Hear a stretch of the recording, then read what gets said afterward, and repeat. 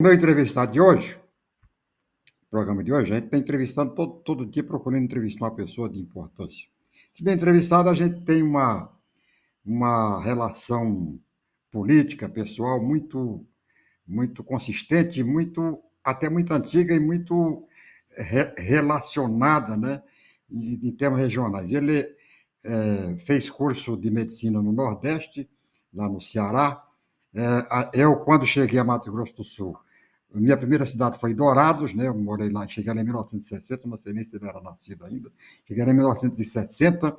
É, em Dourados, na eleição de 1982, né? Ele foi candidato a vereador, iniciando a carreira dele. Ele iniciando a carreira dele e eu encerrando a minha. Né? Em 1982, fizemos uma dobradinha. Naquele tempo houve uma eleição geral, prefeito, vereador, todo mundo junto, e era voto vinculado. Então, nós vinculamos, fizemos uma dobradinha em Dourados e eu consegui ser o deputado federal de fora de Dourados mais bem votado naquela época, com 5 mil votos. E naquela época eu atendi um compromisso que eu fiz, como deputado, atendi um compromisso que eu fiz com a comunidade acadêmica de Dourados, que foi a apresentação do primeiro projeto criando a Universidade Federal da Grande Dourados. Aí perdi a eleição, vim embora.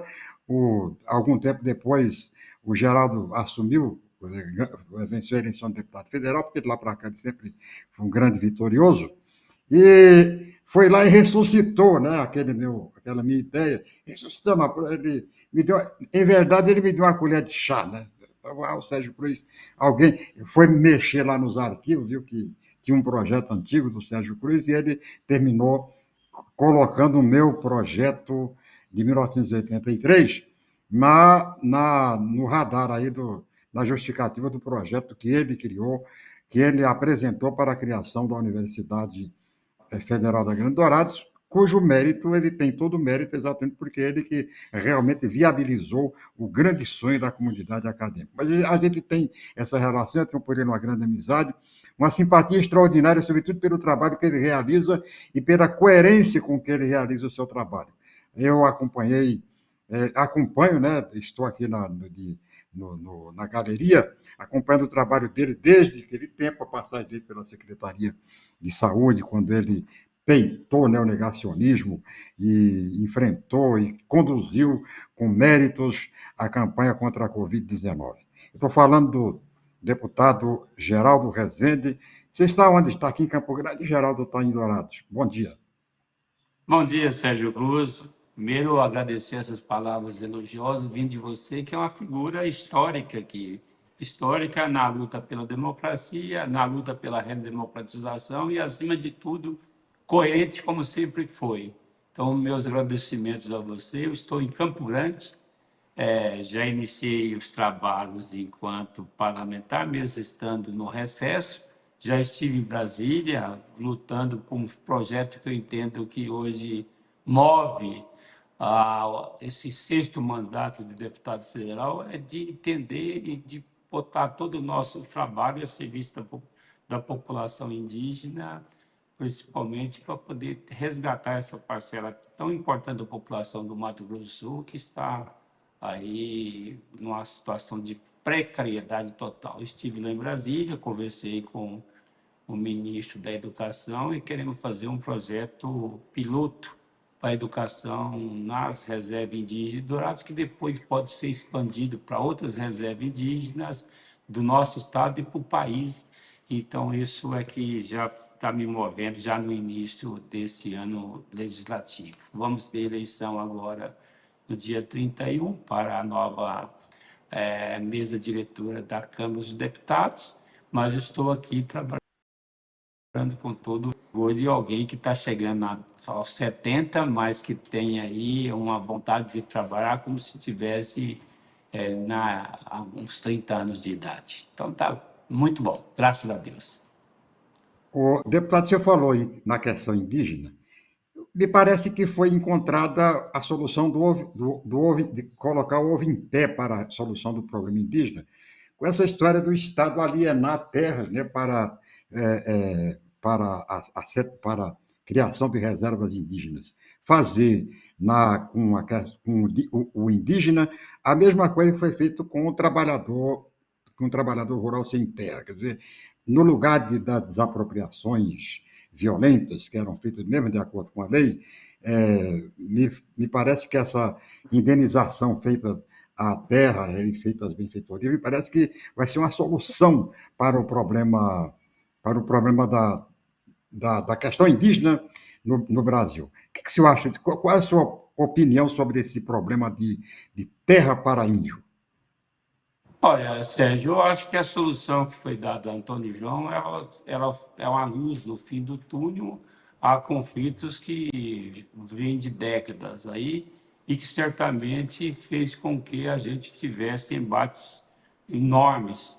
Hoje nós sabemos, e você na abertura já disse, nós vivemos um mundo totalmente de disputas, com teses que retrocedem a décadas passado, ou seja, o processo civilizatório tem aí está sendo contestado e nós temos teses muito ultrapassadas. E, infelizmente, aqui no Estado, nós também temos embates que remontam a décadas passadas e que não teriam fim. A saída dada à terra indígena de Antônio João, para mim, foi uma saída muito alvissareira, no sentido de que nós podemos, a partir desse exemplo, também fazer discussões em outras áreas que estão sob litígios, para a gente distensionar essas lutas históricas aí da posse de terra pela população indígena. Mas eu tenho hoje, nos meus mandatos, e tenho direcionado para o mandato resolver questões específicas de quem já está dentro das aldeias homologadas, quem já tem as terras sem contestação e que vive situações de precariedade, como eu posso dizer, vive situações dos excluídos dentro dos excluídos. E, para tanto, eu estou colocando meu mandato para a discussão da saúde na população indígena, a educação na população indígena, a falta de moradia na população indígena, a falta de água, e a gente tem aí algumas vitórias. Recentemente, nós conseguimos colocar uma emenda de bancada, eu confessei, e aí tive o apoio de outros parlamentares que me ajudaram, para a gente colocar uma emenda de bancada para o ano de 2025, ou seja, esse ano, para resolver definitivamente a falta de água dentro das reservas indígenas de Dourados. Nós temos 18.800 indígenas, segundo o último censo do IBGE, lá na aldeia indígena de Jaguapiru e na aldeia indígena Bororó. Então, que vivem num bairro em Dourados, que é uma situação de um verdadeiro apartheid. Ou seja, nós estamos no limite de Dourados, num bairro urbano, e a divisa desse bairro dessa aldeia indígena tem um maior e um melhor condomínio, não só do Mato Grosso do Sul, mas talvez um dos melhores condomínios do país, que faz divisa com a população indígena, ou seja, do lado o pessoal que é que a maioria do agronegócio, a maioria das pessoas que são bem aquinhoadas em Dourados, e do outro lado a reserva indígena, onde falta tudo: educação, saúde, moradia e, inclusive, água. Conseguimos colocar uma emenda e espero resolver definitivamente a questão da água nas aldeias indígenas de Dourados. Conseguimos, o ano passado, uma vitória de 300 casas que vão ser construídas pelo governo do Estado, mas através de um trabalho que fiz junto a Maria do Carmo Avensani, que é uma secretária de habitação extraordinária. O Mato Grosso do Sul tem, e eu tenho dito isso lá em Brasília, a melhor secretária de habitação, e nós trabalhamos juntos e conseguimos fazer com que, dentro do Programa Nacional de Habitação Rural, 1.687 casas fossem direcionadas a Mato Grosso do Sul, dos quais 300 na aldeia indígena de Dourados. Estamos trabalhando para ter escolas lá, por isso que eu estou dizendo, escolas adequadas. Escola não é escola para índio, escola que deixa padrão para que a gente possa, de fato, dá ao índio a única oportunidade que ele tem de ter uma ascensão social e de ter realmente um futuro melhor através da educação. E nós estamos trabalhando para ter um programa piloto de educação para reverter os piores indicadores de educação do Mato Grosso do Sul e talvez do Brasil, que é nas comunidades indígenas. Ao lado disso, tem lutado também para ter novas unidades de saúde, condenar as já existentes que foram construídas em décadas passadas e que, para mim, não servem para atender adequadamente essa população. Por isso é que eu digo que eu estou fazendo, nesse momento, o sexto mandato, e um mandato que melhor resultado em termos de compromissos com as populações excluídas no Mato Grosso do Sul e ao lado do trabalho que tem feito aí junto ao terceiro setor, que são as pessoas com deficiência, as pessoas, os excluídos, os idosos. Enfim, um mandato que me tem dado muitas alegrias.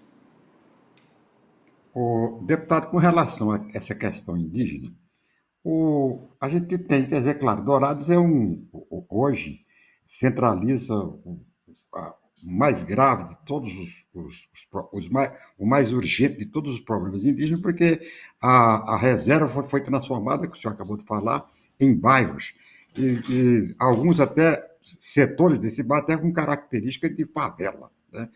Tal a ausência do serviço público. É uma situação que tem em Dourados, mas que tem também em Amambai, que tem no extremo sul do estado, que tem aqui na região sudoeste e tal. Como é que essa complexidade da questão indígena é vista pelo deputado? Olha, eu entendo hoje que o que você está dizendo é a pura realidade. Eu disse há pouco, a divisa é com o condomínio mais famoso do estado. Eu vou dizer até o nome, o Hectares. E não tem em Campo Grande um condomínio com toda a estrutura que tem lá em Dourados. Nenhum desses condomínios aqui. E do lado do condomínio tem a reserva indígena, que é um bairro e que tem assim característica de favela. Lá dentro, é notório que atua já o PCC e outras facções criminosas. Lá dentro falta de tudo: o acesso à saúde, o acesso à educação, o acesso à própria água e alimentos que são doados pelo Estado aí através das programas do programa de complementação alimentar, ou seja, o programa das cestas básicas. Eu tô colocando meu mandato para a gente tentar resolver essas situações e depois levar soluções para as outras aldeias indígenas. Tenho lutado lá, e dentro do PAC, que é o Programa de Aceleração do Crescimento do Governo Federal, nós colocamos várias aldeias indígenas e escolas, e também unidades de saúde. Eu tenho um trânsito muito forte nos ministérios, porque a maioria do pessoal que está no segundo, terceiro, quarto, quinto escalão são da minha geração, são pessoas que militaram, inclusive, dentro do processo do combate à ditadura na década lá de 70, de 80, e que hoje se encontra em posições como técnico, às vezes, e também como dirigente de órgãos importantes. Então, a gente viabilizou, no processo de seleção, muitas questões que a gente vai dar condições melhores e mais adequadas à população indígena. Tenho trabalhado aqui com as entidades que os representam, presente com o DICEI, que é o Distrito Sanitário Especial Indígena, junto com a FUNAI, e muitas vezes eu sou daqueles que vou lá também e cobro muito dos dirigentes, porque muitos deles também retardam os processos que poderiam ser mais agilizados, e tenho feito essa tarefa como uma tarefa fundamental do nosso mandato, para dar dignidade e pelo menos a gente poder se sentir útil enquanto agente político e com o compromisso que eu sempre tive na minha vida, que é o compromisso de fazer do meu mandato um mandato democrático, ao mesmo tempo humanitário. É essa a minha visão hoje desse novo momento que a gente está vivenciando aqui no Brasil e vivenciando aqui no Mato Grosso do Sul. Deputado, como secretário de Saúde do Estado, o senhor enfrentou né, a pandemia da Covid-19, foi um dos momentos mais, né, de maior tensão política à vida em todo o país. O que restou, né, do seu posicionamento, o que restou, qual foi o rescaldo, né, na sua opinião, qual o rescaldo da campanha contra a Covid-19? O que a gente nota que me parece que terminou, né, valendo o negacionismo que até hoje perdura, que até hoje. Como é que, como foi aquela experiência e o que o senhor fez, né, na campanha da pandemia, contra a pandemia do Covid-19, uma possível volta sua àquela posição, o senhor faria tudo de novo? O senhor faria diferente? Como é que seria, né, encarar uma situação imprevista daquela que foi a pandemia? Sérgio Cruz, eu posso dizer para você que se tivesse de repetir tudo que a gente fez para enfrentar a Covid no Mato Grosso do Sul, eu repetiria, com a mesma garra, com a mesma determinação e com o mesmo compromisso com a vida que a gente assumiu. Construí uma equipe que tem remanescentes na equipe do Dr. Maurício Simões, que hoje comanda a Secretaria de Saúde do Estado, mas que essa equipe nos deu muita retaguarda no sentido de todas as medidas que nós tomamos foi baseado na ciência. Sei que há hoje contestações no mundo afora, não é só aqui no Brasil, contra os avanços da ciência, os avanços civilizatórios, como eu digo, no mundo todo. Há um negacionismo que está muito presente, inclusive na abertura você disse, a posse do Trump nos Estados Unidos, o discurso dele é discurso ultrapassado, discurso da extrema-direita. Infelizmente, o rol das pessoas que estavam ali são pessoas muito influentes nesse mundo hoje da internet e o mundo das big techs, além de outras instituições que hoje fazem a cabeça de todo o planeta, das pessoas que vivenciam nesse planeta. Mas o negacionismo presente lá, há 4, 5 anos atrás, quando nós tivemos a Covid, ainda está muito presente em todos os locais. Há gente que hoje condena o processo de vacina, da vacinação. Nós fomos o país que melhor deu exemplo no processo de imunização no mundo. Erradicamos muitas doenças que acometiam milhares e às vezes até milhões de pessoas em todo o planeta e que aqui no Brasil nosso programa de imunização foi referência no mundo. Mas o que eu posso dizer é que eu hoje, graças a Deus, onde eu vou, em Mato Grosso do Sul, mas principalmente aqui na capital, todo mundo se reporta, ainda recebo muitos elogios dos locais que frequento aqui na capital, seja no centro da cidade, seja nos bairros periféricos da capital morena, e onde as pessoas se reportam a mim com muito carinho. E muitos deles me falam e me fazem relembrar esse tempo do combate que fizemos, né, a todos aqueles que contestavam as nossas medidas, todas elas lastreadas, mais uma vez eu digo, na ciência, e que fez com que a gente tivesse, de fato, logrado êxito aqui e preservado aquilo que eu tenho repetido também, que o maior patrimônio que cada um de nós temos, que são nossas vidas. E preservamos muitas vidas, avançamos no processo de interiorização da saúde, que era um compromisso do ex-governador Reinaldo Azambuja, está tendo seguimento agora com o governador Eduardo Rídio, e a gente teve avanços significativos, levando equipamentos, estruturas, serviços que jamais houveram no interior do Mato Grosso do Sul, e vamos avançar aqui na capital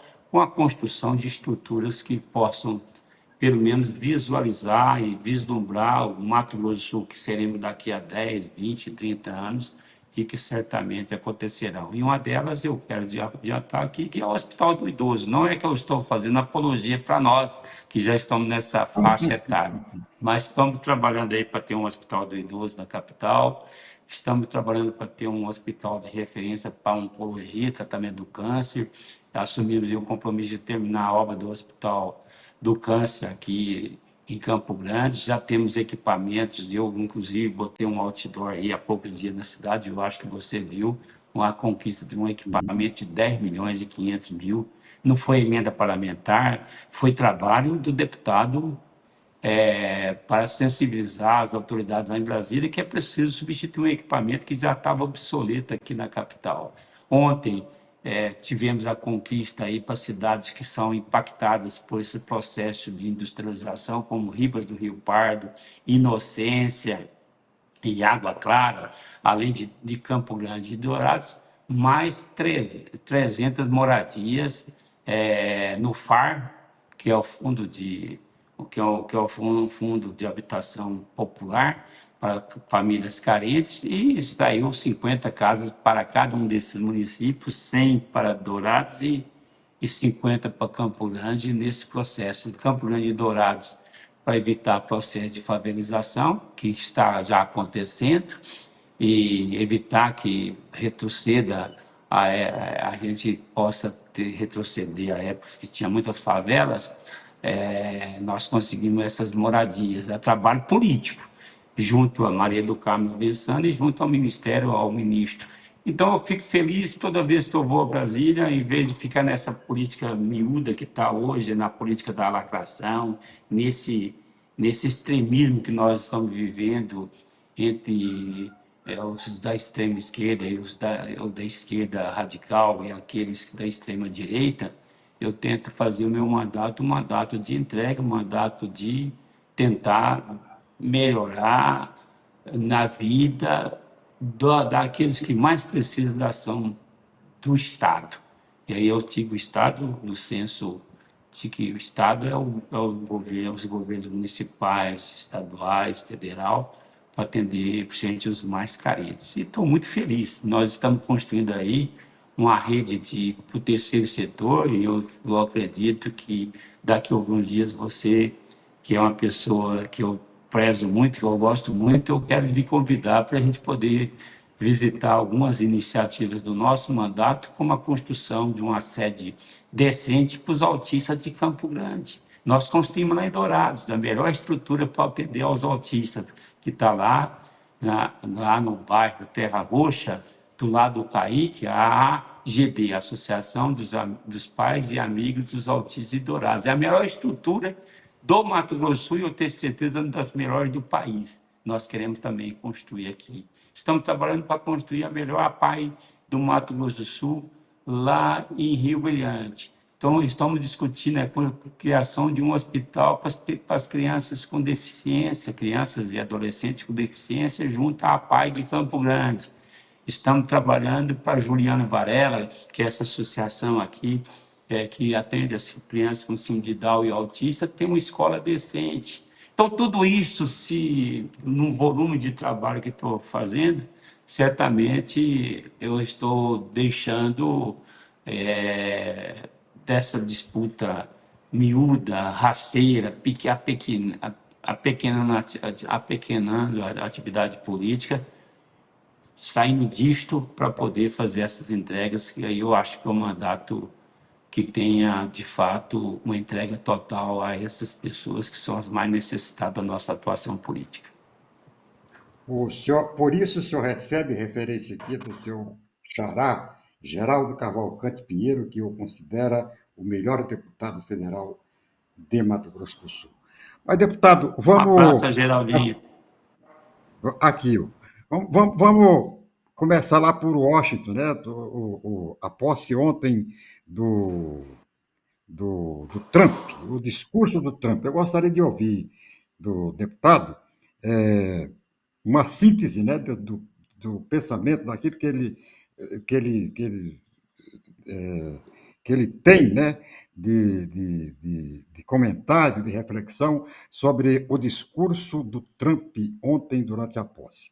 Qual a sua opinião sobre a questão do gênero, questão da volta ao tempo do carro a gasolina e a diesel, a questão do Canal do Panamá, deportações em massa.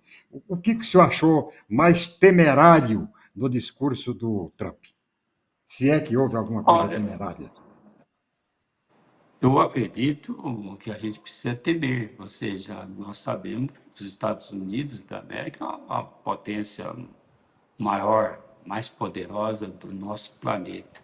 E quando a gente vê uma retórica daquelas que nos remota, e você disse também, há 50, 60, 70 anos atrás, na época do apogeu da Guerra Fria, e, além disso, com algumas variantes aí, que ele falando para o público dele, mas ao mesmo tempo dando recados para o mundo afora, deixa todos nós que somos democratas, aqueles que fazem da democracia sua referência na atividade política, ficamos apavorados. Ou seja, essa questão de tomar de volta o Canal do Panamá, a questão de discutir a anexação da Groenlândia, a questão do gênero, que ali ficou muito patente, e ele tem uma visão de que de que de que a sociedade não é plural, que a sociedade não pode contemplar todos aqueles que têm, de fato, opções outras para, para as suas vidas. Além de a taxação que ele tem feito aí, ameaças para taxar países mundo afora, que pode inclusive ter uma repercussão muito forte, muito negativa aqui no Brasil, me deixa de fato angustiado. Eu esperava que a gente pudesse avançar cada vez mais no processo de construir um mundo mais inclusivo, aí dizendo um mundo que a gente atendesse a todos, mas me parece que esse não é o viés nem de Donald Trump, nem daqueles que o seguem, e aqui no Brasil nós temos, de fato, uma parcela importante de seguidores desse ex-presidente que agora retoma a Casa Branca e que nós precisamos de analisar tudo isso aí que ele tem dito. Me causa apreensão, mas eu espero que todos os democratas do mundo afora nós possamos rechaçar esse tipo de iniciativa e possamos, inclusive, impedir que ele coloque em prática aquilo que ele adotou na retórica que fez ao assumir a presidência da, da maior potência do mundo. O deputado, a gente tá, o governo Lula está na curva, né? Da curva para na curva da volta. Já entrando no terceiro ano. É claro, muito se reclama, muito se fala do governo Lula e tal. Eu gostaria que você fizesse uma rápida avaliação do governo Lula até agora e uma perspectiva política, né, com base naquilo que ele fez até agora, para os 2 últimos anos e em que vai dar esse governo do Lula. O senhor que está lá em Brasília, está no centro, está no olho do furacão, naturalmente tem muito mais, uma visão bem mais ampla, bem metaversa, né, do que a nossa, que estamos aqui um pouco mais à distância. Não, acho que hoje, inclusive, a, essa tecnologia moderna, a gente sabe todas as notícias, e a gente lê todo dia, e a gente cria condições de poder enxergar isso, mesmo estando lá em Brasília ou estando aqui, por causa da internet e dos avanços positivos que ela nos traz. Eu tenho uma preocupação muito grande. Eu sou um homem de centro e, e vejo uma preocupação porque nós ainda estamos vivendo uma polarização da atividade política no Brasil. E se acontecer essa disputa e se não tivermos a viabilização de um espaço do centro, centro-direita, centro-esquerda, nós vamos já ter uma repetição do que aconteceu na eleição passada, um candidato da extrema-direita com um candidato da esquerda representado pelo governo Lula. Lula tem algumas situações que eu tenho, inclusive, apoiado lá, a questão da luta pelos mais necessitados, ele tem esse compromisso, a questão dos grandes investimentos, ele tem feito isso dentro do PAC, dentro dos projetos, mas tem desacertos, inclusive na comunicação junto ao setor que mais que deu a vitória a ele e que tem sido a base do governo do governo do PT durante não só nesse período agora do governo do terceiro governo do Lula, mas também de governos anteriores da esquerda. E essa comunicação eles já estão tentando fazer a correção. Na economia aí nós temos aí, eu não sou da área, mas eu vejo que há vários questionamentos sobre o processo da condução da economia no país. Tenho manifestado aqui e acolá minha discordância, em alguns projetos tenho votado no governo, mas eu estou sonhando e vou transformar colocar toda a minha energia para que a gente tenha um candidato de centro que evite essa polarização entre a esquerda e a direita, principalmente a extrema-direita, que vai fazer com que nós possamos ter retrocessos gritantes. Portanto, a questão do próprio PSDB no Mato Grosso do Sul e no PSDB nacional, nós estamos discutindo qual é o projeto que nosso partido vai adotar. E a gente tem também aí a questão da própria sobrevivência do partido. Vamos fazer uma fusão com qual partido? Para a gente discutir 2026, que se a gente sai de uma eleição, como saímos agora da eleição de 2024, já pensando na eleição de 2026, e nós precisamos estar aparelhados adequadamente para que a gente tenha, de fato, uma alternativa a essa polarização que eu digo tão nefasta da política brasileira. Aqui no estado de Mato Grosso do Sul, e o senhor está por dentro disso, porque faz parte desse protagonismo, é uma tendência, né, aí não seria necessariamente do PSDB, mas uma tendência já manifestada já há algum tempo pelo ex-governador Reinaldo Azambuja e pelo atual governador Eduardo Rídio, de uma aproximação maior com o Bolsonaro, inclusive com a possibilidade do Azambuja vir a dirigir, né? Essa me parece que está sendo encaminhada nessa direção, o próprio Partido Liberal, que é o partido do, do, do, do Bolsonaro. O senhor acaba de confessar, e a gente sabe disso, porque a gente já convive há muito tempo, que é um político de centro, um político que não está nem à esquerda nem à direita, está no centro, que é exatamente o núcleo da democracia, está exatamente nesse centro, nessa social-democracia. Como é que fica a sua posição com relação à posição do Reinaldo Azambuja, do Eduardo Rídio, a quem o senhor está ligado hoje, no caso de uma tendência deles realmente definirem por uma posição mais à direita e mais à extrema-direita através do PL? Olha, eu acredito que o ex-governador Reinaldo Azambuja não vai fazer essa inflexão rumo ao bolsonarismo.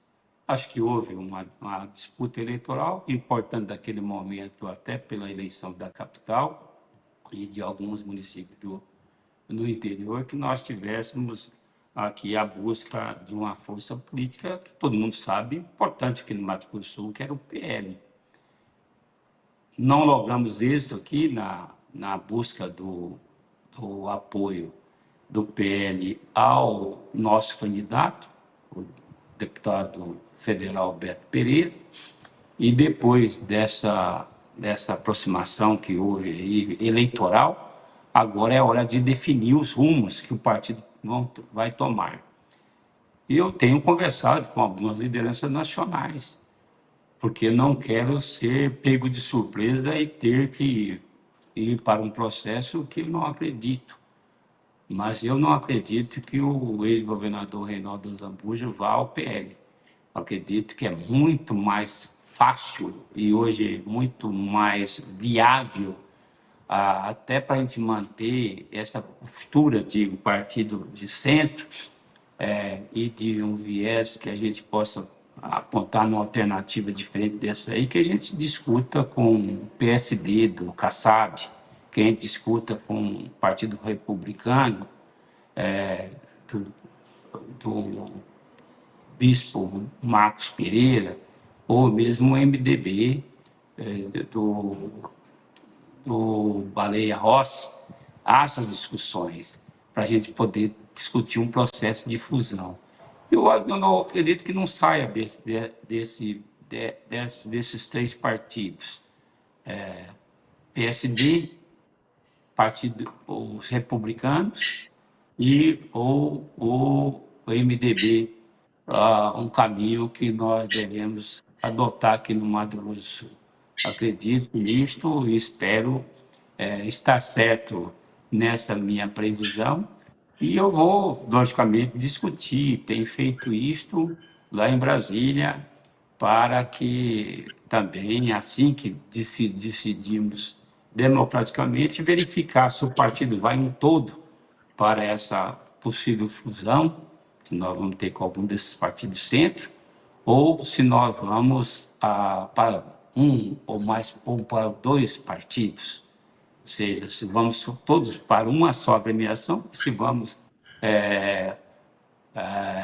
fazer uma divisão das forças que hoje tem o PSDB no Mato Grosso do Sul, que é o maior partido aqui no estado e é a maior seção partidária do país, do PSDB, ou seja, que é o partido que tem a maior presença aqui no Mato Grosso do Sul, e dentro do PSDB nacional é o maior partido. Nós temos 44 prefeitos, nós temos acho que 17 vice-prefeitos, mais de 280 vereadores, 6 deputados estaduais, e nós precisamos de discutir para qual caminho que nós vamos. Mas, o deputado, a pergunta final de hoje. Eu li, né, eu tenho lido, tenho acompanhado o seu trabalho, e a sua preocupação com relação à ampliação do número de deputados federais que o senhor promete, né, se opor, né, lá no Congresso Nacional, quando, naturalmente, essa ideia for materializada, que me parece que, por enquanto, são apenas especulações em número de na possibilidade de aumentar o número de deputados e tal. Qual é realmente a sua posição com relação a este problema? Existe uma decisão judicial de aumento de deputados em alguns estados, fruto do aumento da população.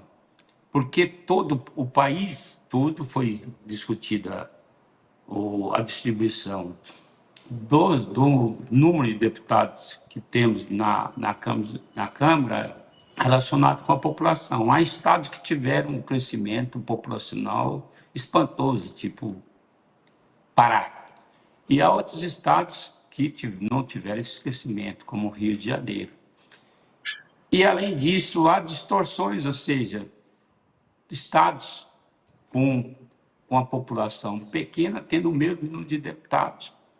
Então, o que definiu o STF e o TSE é que deveria ser corrigido para a próxima eleição um quantitativo desse deputado, da representação desses estados, mantendo o mesmo número de deputados, os 513. Agora, há discussões outras de aumentar esses estados que tiverem vitória nas demandas judiciais, e definida pelo STF e pelo TSE, mantendo o mesmo de deputados dos outros unidades da federação. Eu acho isso uma inconsequência, eu acho incoerente, e eu acho que vai ter uma repulsa, como tem como uma grande parcela da população está tendo com a atividade política hoje. acho mais viável que nós mantenhamos um número de deputados, sou contra o aumento de deputados, e que encaremos essa situação para a diminuição desses estados que estão hoje é, subrepresentados, aqueles que têm menos deputados e aqueles que estão com um número com quantitativo de deputados maior do que a proporcionalidade dos eleitores, da sua população. Acho que nós precisamos definir isto. Serei contra aumento do número de deputados. Há, inclusive, projetos e que eu tenho certeza que vão ganhar força junto da população da diminuição do número de deputados. Há hoje projetos na Câmara, não só hoje, mas houve há alguns anos atrás, deputados que propuseram diminuição do número de deputados, porque acham que é muito dispendioso. Eu acho que temos que fazer alguns questionamentos acerca do custo do parlamento em relação aos outros países do mundo, mas acredito que essa deverá ser um tema na eleição da mesa diretora que vai acontecer agora dia 1º de fevereiro, no sábado, e que deve também estar na pauta das matérias a ser discutidas durante esse ano. Você espera alguma surpresa nessa eleição da mesa da Câmara, deputado? Ou está tudo ajustado, tudo acertadinho já? Nenhuma. Já houve uma, uma, uma, um avanço tão significativo na construção da candidatura do deputado Hugo Mota, do Republicanos da Paraíba, tendo em vista que ele granjeou um enorme apoio, inclusive os candidatos que até então estavam no páreo, todos eles abdicaram de suas candidaturas e estão hipotecando apoio ao deputado Hugo Mota. Como a gente sabe, você que foi parlamentar também sabe, vai ter a candidatura dos partidos situados ideologicamente mais à esquerda, da esquerda, principalmente o PSOL, que deverá apresentar a candidatura de um dos seus quadros, porque ele nunca apoia aqueles candidatos que têm apoio de partidos que eles fazem um enfrentamento político. Então, eu acredito que vai ter uma candidatura, mas eu asseguro que talvez o número de votos do deputado Hugo Mota poderá superar, inclusive, aos votos que teve Arthur Lira na última eleição para presidir a Câmara dos Deputados. Eu disse isso ao Hugo Mota, que encontrei com ele durante o recesso lá em João Pessoa, na Paraíba. Ele disse que o importante é sair vitorioso. E a construção da chapa, que haverá de ser apresentada, que deve ser costurada com todos os partidos políticos, vai, logicamente, respeitar aquilo que é tradição na casa, a proporcionalidade das bancadas. Então, deve ser uma chapa que deverá não ter nenhuma surpresa em nenhum dos espaços, seja na titularidade dos 7 membros da mesa, como também dos 4 suplentes que auxiliam os trabalhos da mesa. Eu já estive na mesa em algumas oportunidades e sei muito bem como é construído essas chapas que são apresentadas para o conjunto dos 513 deputados no dia da posse para esse segundo período legislativo de 2025 e 2026. Deputado, agora, uma especulação. A facilidade com que foi montada esta chapa, quer dizer, fácil, é claro, tem as suas complexidades, mas no fim terminou ficando muito fácil, inclusive criando a expectativa de uma das chapas mais bem votadas em toda a história do parlamento. Ocorre, né? A gente ouve de vez em quando, até aparece nas redes sociais, que teria havido um grande acordo nacional para a formação dessa chapa, com apoio do Bolsonaro, com apoio do Lula e tal, que poderia redundar isto aí, primeiro, numa anistia a 8 de janeiro e também num compromisso de não se apresentar nenhum projeto de impeachment ao Lula. Tem alguma coisa de concreto disso aí ou não tem nada a ver? As especulações, não existe isso aí, mas ainda eu acredito que nenhum dos candidatos a presidente vai fazer um compromisso de tal envergadura. Primeiro, a questão da anistia, aqueles que praticaram aquele ato insano do dia 8 de janeiro vai estar na discussão daqui a um tempo, mas isso nenhum candidato a presidente faria um compromisso dessa envergadura. Eu acredito que o Congresso, principalmente a Câmara dos Deputados, onde está se discutindo hoje a sucessão, já que no Senado já está muito claro quem vai ser, vai presidente do Senado, mas eu acredito que não tem essas situações postas, nem a questão da anistia aos que praticaram o ato do 8 de janeiro, nem também a questão do possível impeachment ao presidente Lula.